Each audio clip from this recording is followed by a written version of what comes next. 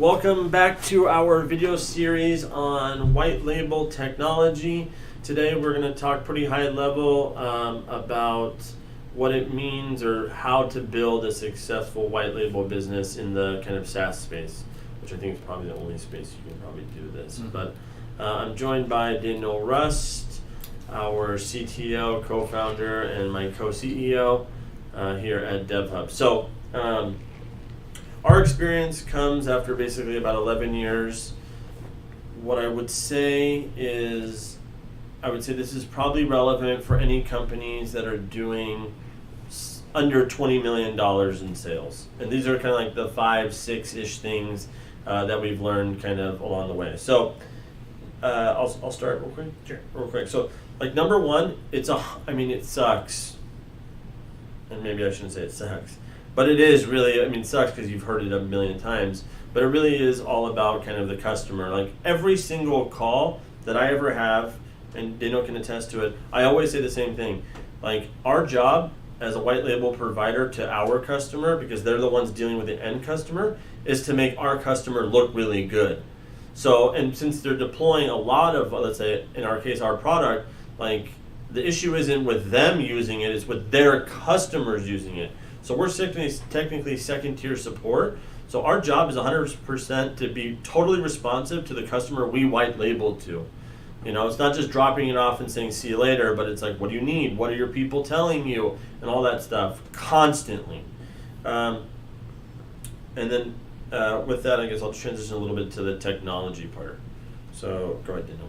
Cool. We just kind of wanted to go over like a little bit of the way that we kind of build for the future. So basically, when you're building a platform that's going to be used for all different industries and all different sort of clients, you kind of have to kind of think ahead in regards to the functionalities and features that you want to put in your roadmap.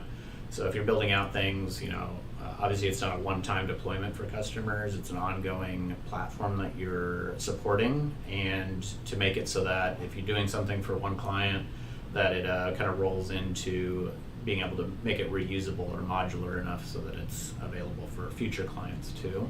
So you're not just spending your time on like one specific thing that maybe just one person will use. So it's really about kind of building the platform to be that way, where it can be very flexible, and that you're not going to run into like a brick wall if you have a certain integration that did it in a certain way that you get kind of stuck with, that you have to then kind of start from scratch again. And the customer feedback loop, did you already do that one? No. So in terms of how we're constantly innovating.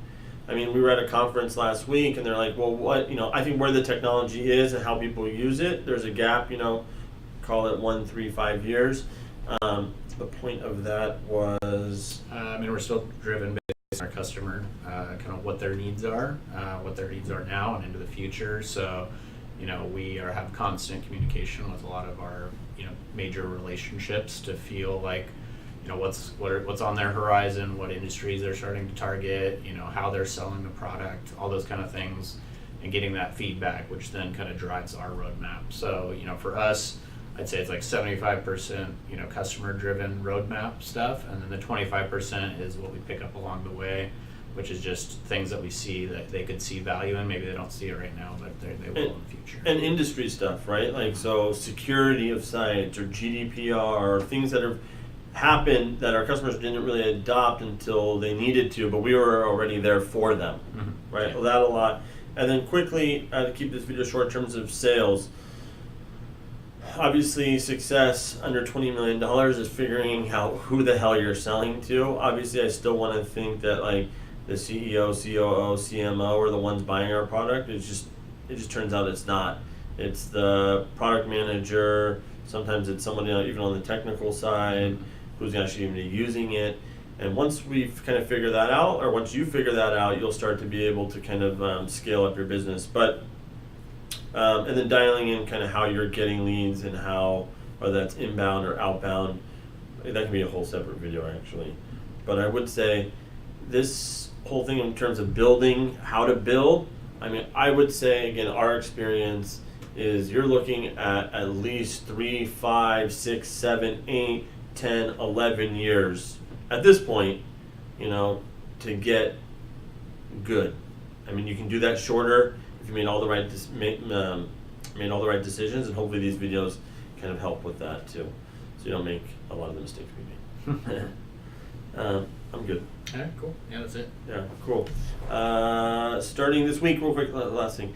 Starting this week, I think we'll also start to interview people. I think we have one more video to record that kind of establishes the base of White Label, and then after that, we'll be interviewing other tech companies that are in the space. Cool. Cool. All right, thanks. Thank you.